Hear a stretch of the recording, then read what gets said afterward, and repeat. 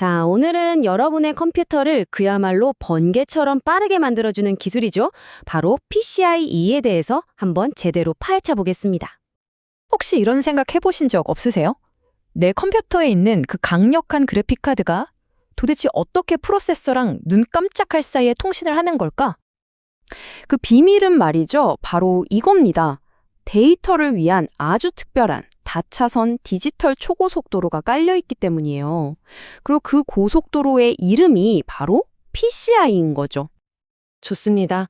그럼 지금부터 이 컴퓨터의 초고속도로가 어떻게 탄생했는지 그 진화 과정을 한번 따라가 볼게요.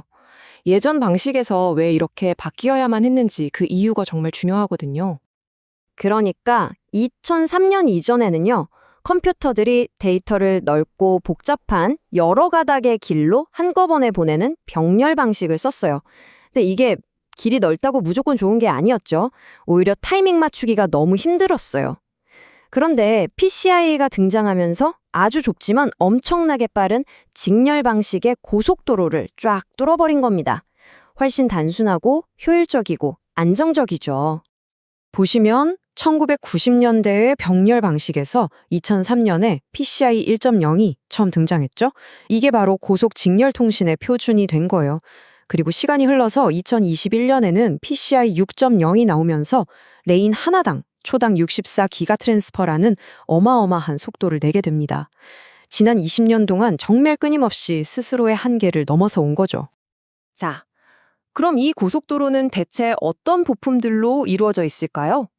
이게 어떻게 작동하는지 제대로 이해하려면 PCI 링크를 구성하는 핵심 선수 3명을 먼저 만나봐야 합니다. 첫 번째 주자는 바로 루트 컴플렉스입니다. 시스템 CPU와 메모리, 그리고 다른 PCI 장치들 사이의 인터페이스인데요. 쉽게 말해서 모든 데이터의 흐름을 통제하는 중앙교통관제센터, 그러니까 이 시스템의 두뇌라고 생각하시면 딱 맞습니다. 그리고 두 번째는 엔드포인트입니다. 이름에서도 느낌이 오죠? 데이터가 최종적으로 도착하는 목적지예요. 예를 들면 여러분의 고성능 그래픽카드나 NVMe SSD 아니면 네트워크 카드 같은 것들이 전부 이 엔드포인트에 해당됩니다. 마지막으로 리피터라는 게 있어요.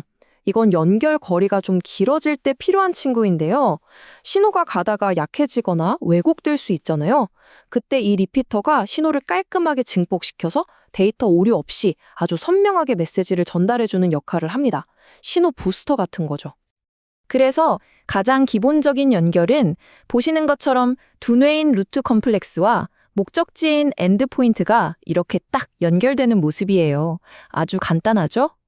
자, 근데 여기서 궁금한 게 생깁니다. 이 둘은 대체 어떻게 서로를 알아보고 이제 우리 대화 시작하자 하고 약속을 하는 걸까요? 바로 그 비밀이 디지털 악수에 있습니다. 연결이 어떻게 탄생하는지 그 과정을 지금부터 살펴볼 텐데요. 정말 잘 짜인 안무처럼 정해진 순서에 따라 착착 진행됩니다. 자, 보세요. 총 4단계인데요. 먼저 전원이 켜지면 서로 연결 상대가 있는지 감지를 하고요.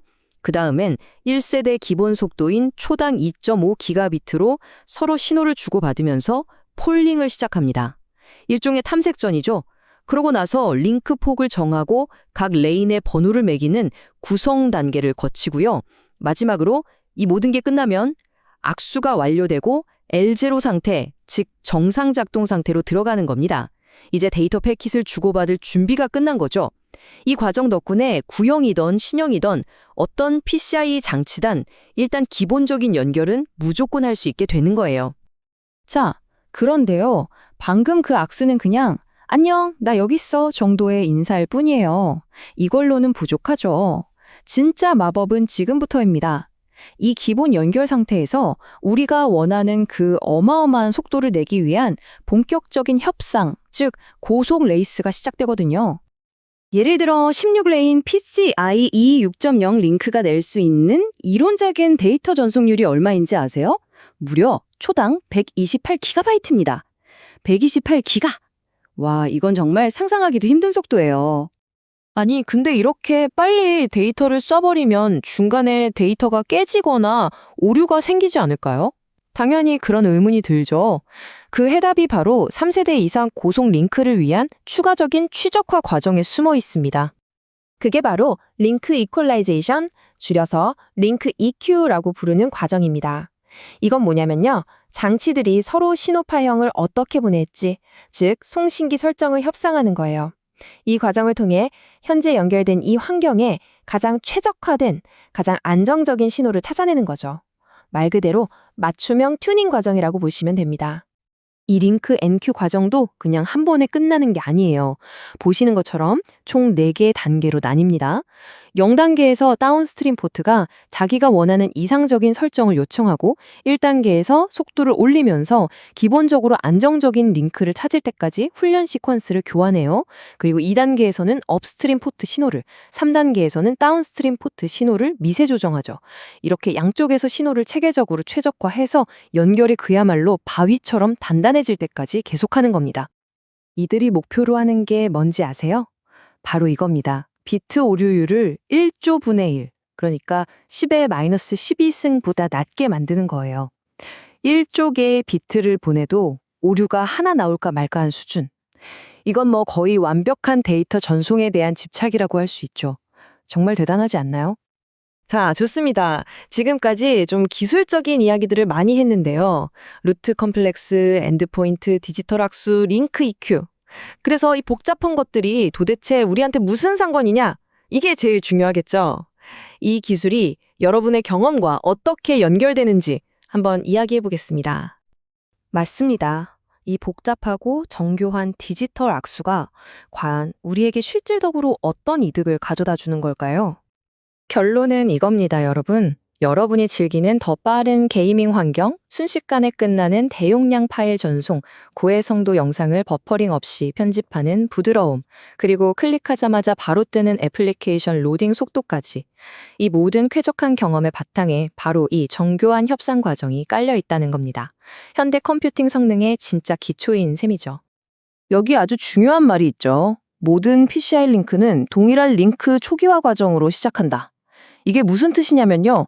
어떤 세대의 제품이든 어떤 회사의 제품이든 상관없이 똑같은 규칙으로 대화를 시작한다는 거예요. 바로 이 보편적인 시작점 덕분에 세대를 뛰어넘는 호환성이 보장되고 우리가 쓰는 모든 기기들이 안정적으로 작동할 수 있는 튼튼한 뼈대가 만들어지는 겁니다. PCI의 속도는 지금도 계속해서 거의 2배씩 빨라지고 있습니다. 그렇다면 한번 상상해 보세요. 지금 우리가 와, 정말 빠르다고 감탄하는 이 속도가 미래에는 그저 평범한 기본 속도가 된다면 과연 그때는 어떤 새로운 기술과 경험들이 우리를 기다리고 있을까요? 이 컴퓨터의 초고속도로가 또 어떤 세상을 열어줄지 정말 기대되지 않으세요?